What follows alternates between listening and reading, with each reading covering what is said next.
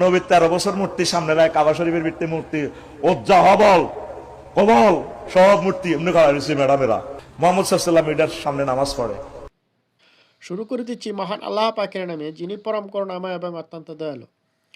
এই মুনাফেক মোল্লা, এই মোল্লাতন্ত্রের যে কিছু কিছু কিছু মোল্লা মুন্সি আছে, তাদের এই দালালির কারণে, এই টাকার বিনিময়ে যে কথা বলে, তাদের কারণে দেখেন কদিন আগে শিশির মনির এক পূজার অনুষ্ঠানে যায় বলল রোজা আর পূজা একই, টাকারে পিঠ আর পিঠ। তারপরে অনেক মোল্লা মুন্সি যায় হিন্দুদের সাথে পূজায় অংশগ্রহণ করছে, পূজা করছে, মন্ত্র পাঠ করছে, আরও কত কি, কিন্তু তাদের আগের কথা আর এখন বর্তমানের কথার মিল নাই। এখন এইটাকে বৈধতা দেওয়ার জন্য এই মোল্লা বলতেছে হযরত মুহাম্মদ সাল্লাল্লাহু আলাইহি ওয়াসাল্লাম কাবা ঘরের সামনে মূর্তি রেখে নামাজ পড়ছেন। এই নতুন হাদিস বাইর করে ফেলছে। কিভাবে হাদিস তৈরি হয় দেখেন।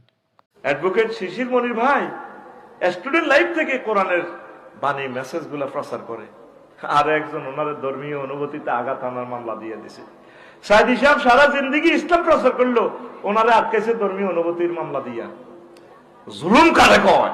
আল্লাহ অ্যাডভোকেট শিশির মনির ভাইয়ের তুমি জামিনদার হয়ে যাও। কোন দিব জামাত জামাত এমন এক সংগঠন, মরার পরেও আল্লাহ তাআলা ছাড় দিবেন।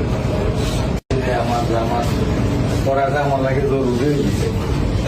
আমার কাছে লাগে যে আমি মনে হয় দুটো মুখে একটা উমরা ওদের মতো করছি। আমার কাছে এই জামাতও যোগদান করতে পারায় আমি গর্বিত।